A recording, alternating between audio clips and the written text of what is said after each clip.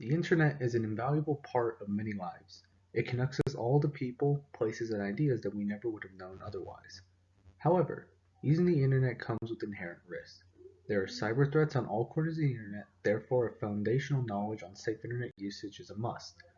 Using the information provided in this video will grant the user a safer and more enjoyable time on the internet. After this video, you should be able to list common types of cyber threats, describe ways to exercise responsible internet usage, and finally use resources and softwares to help you browse the internet more securely. There are many threats to be found on the internet.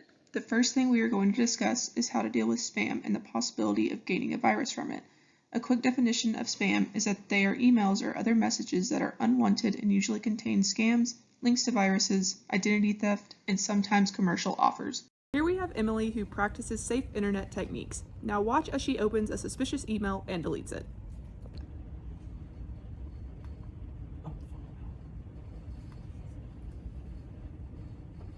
Now here is Alejandro. He's not great with technology and he doesn't practice safe internet techniques.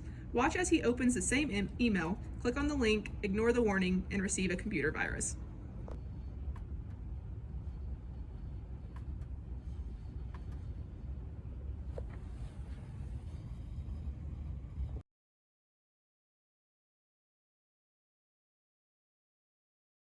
Next, we'll discuss pop-up ads and how to reduce the amount that pop up and what happens when you click on them.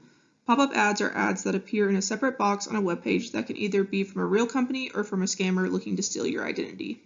Coming back to our star internet safety person, Emily, watch as she notices a lot of pop-up ads and places an ad blocker onto her web browser, taking away all of the unnecessary noise and clutter.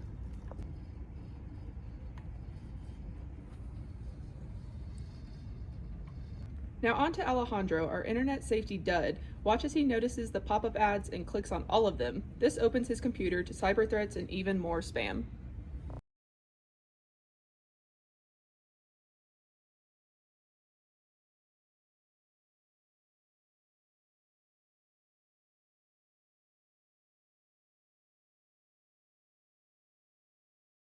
When assessing possible threats on the internet, it may also be necessary to evaluate the validity of the information you're gathering. When writing a research paper, sometimes you will come across false information that can jeopardize the integrity of the paper and the trust of the community. Here we can see Emily, the responsible researcher, use an official online database looking up references that are reliable and peer-reviewed.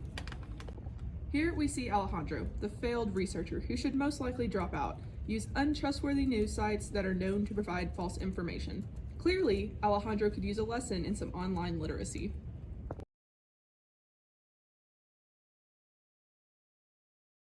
With responsible internet browsing, a few key best practices should be followed to ensure a safe and enjoyable time.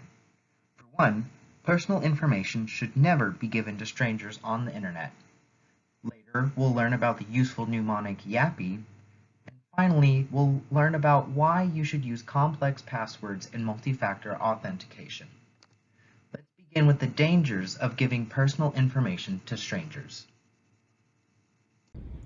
Watch as Emily uses internet best practices. She refuses to share personal information, which protects herself from future consequences.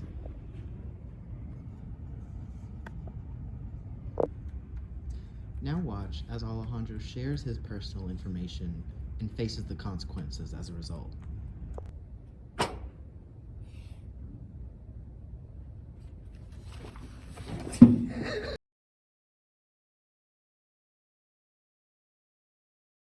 When surfing the web, it may be wise to remember the useful mnemonic Yappy, coined by Kathleen Morris. Do not give information about yourself, your address, your phone number, password, or your plans and birthday. Remember, giving sensitive personal information to complete strangers is not a good idea.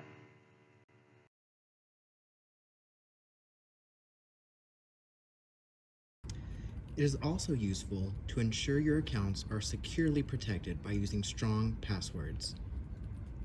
Watch as Emily creates a password with numbers, letters, symbols, and other characters that would make it difficult to randomly guess her password. Emily also chose to use a two-factor authentication method for this account. Two-factor authentication involves a code or password being sent to a phone number, email, or other type of secondary account to prove your identity prior to accessing particularly sensitive information or accounts.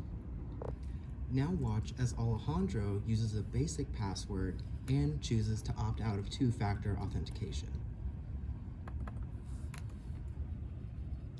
Thankfully, there are more rigorous ways to protect yourself while surfing the internet. Ways to protect yourself. Now that we have learned about some possible threats, here are some ways to protect yourself. It is good to make use of the free antivirus and ad blocking software available for free. Antivirus software can scan for cyber threats while you're surfing the internet. This allows the user to browse freely without worrying about viruses infecting their computer. Ad blockers function in a similar way. These programs scan for ads and block them from appearing. This prevents unwanted spam from intruding the users as well. Now, watch as both Emily and Alejandro download the software needed to protect themselves using their e-Raider accounts. There are many good antivirus softwares on the market. Regardless of which one is chosen, make sure to download the software that matches your computer or laptop's hardware.